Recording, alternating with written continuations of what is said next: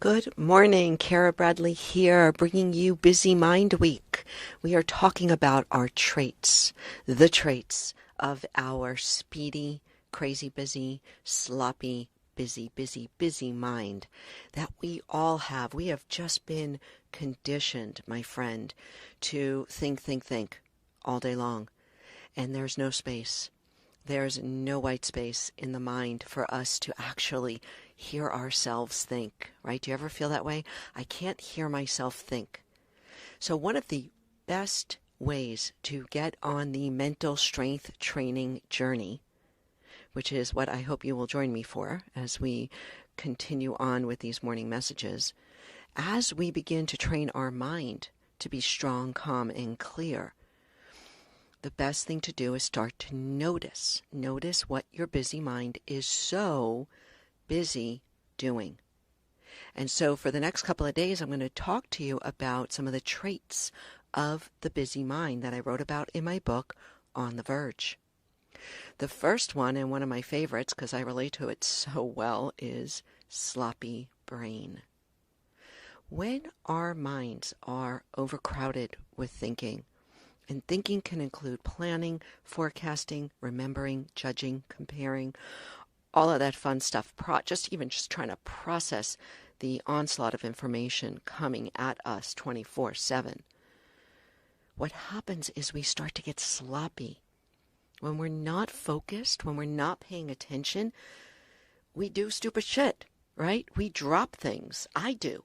Drop the phone, drop the keys, bump into the wall, carry too much stuff, end up scribbling a note and not writing the right thing, end up sending the email or the text without rereading and making sure there are no typos.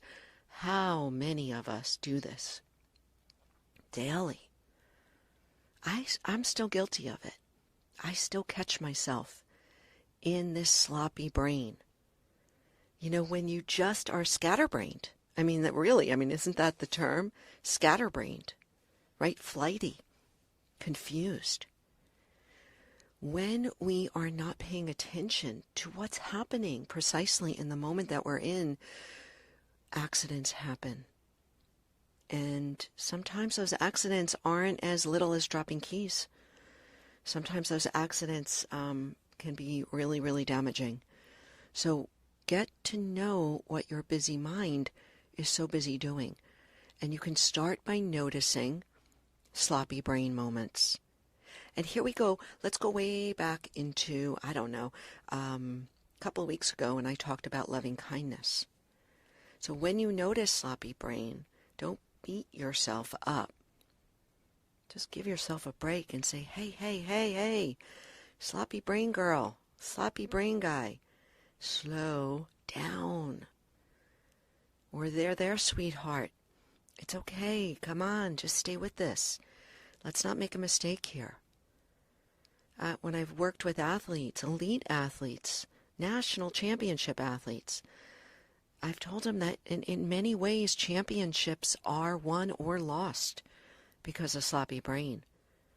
When we lose our focus, when we get distracted in thought patterns, be it judgment, comparison, fear, doubt, worry, or just simple memory, or daydream, we get caught in that sloppiness. We don't perform as well as we can as when we are focused, when we are fully present. So get to know your sloppy brain, and I will tell you, I am standing right by your side. Because for all these years of mindfulness and all these years of mental strength training and all these years of coaching, I still get caught. I get caught there.